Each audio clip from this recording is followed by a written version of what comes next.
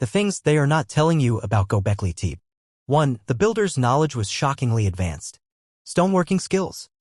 The people who built Gobekli Tepe were supposedly hunter-gatherers, meaning no metal tools, no wheels, no domesticated animals for labor. Yet, they shaped multi-ton limestone pillars, carved intricate reliefs, and erected them precisely.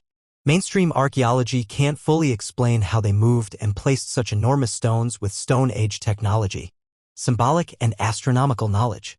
Some researchers suggest the pillars are aligned with stars or celestial events like Sirius rising. This would mean people 11,000 years ago had an understanding of astronomy far beyond what textbooks usually credit them for. Stereotyped labeling. The term hunter-gatherers might be misleading. It looks like complex societies already existed before civilization officially began. 2. Why was Gobekli Tepe buried so carefully? Intentional burial. Around 8000 BCE, the builders buried the site deliberately under tons of debris, rocks, and earth. This wasn't random collapse or slow decay, it was a planned, massive effort. Theories. Ritual closure. Maybe they finished their use of the site and symbolically shut it down. Protection, to preserve it for future generations? From a coming disaster? Concealment. Did they want to hide dangerous knowledge, lost teachings, or sacred secrets? Not widely discussed.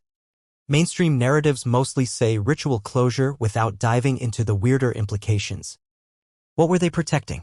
From whom? 3. Possible evidence of an older lost civilization. Gobekli Tepe is too advanced for its time compared to everything else we know from that era.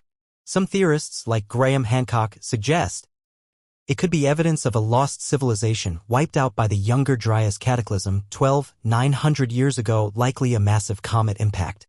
Survivors may have ceded knowledge to remaining hunter-gatherers, inspiring projects like Gobekli Tepe. Academic pushback. Mainstream archaeologists largely reject the lost civilization theory without deeply investigating it. Critics say there's a resistance to admitting human history might be far older and more complicated than we thought. Why is there so much resistance to exploring these possibilities?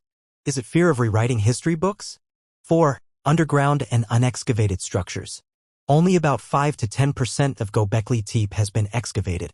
Ground-penetrating radar shows dozens of buried enclosures, possible tunnels or subterranean structures, entire layers of history not yet uncovered. What could be underground? Older phases of construction? Even earlier civilizations? Hidden artifacts, texts, or forbidden knowledge? Funding and control. Excavation is slow. The Turkish government and UNESCO now tightly control research access. Some suspect political and religious motivations may affect how much is excavated and what gets publicized. Hidden symbols and religious meaning.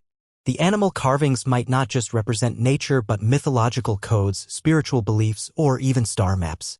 Some interpretations suggest shamanic rituals, initiation ceremonies, warnings about past catastrophes, possibly comet impacts or floods. Are the pillars trying to tell us something that the builders feared or revered? In short, Gobekli Tepe rewrites human history, but the full implications are being minimized because they challenge current models of evolution and social development, open the door to lost civilizations, raise uncomfortable questions about ancient human knowledge, memory of cataclysm, and hidden spirituality. Rather than a simple, early temple, Gobekli Tepe might be a survival monument, a message to the future, or the first clue in a lost chapter of humanity's real story. Closing thought. It's not that archaeologists are hiding the truth, it's that the truth is too big, too strange, and too disruptive for easy acceptance.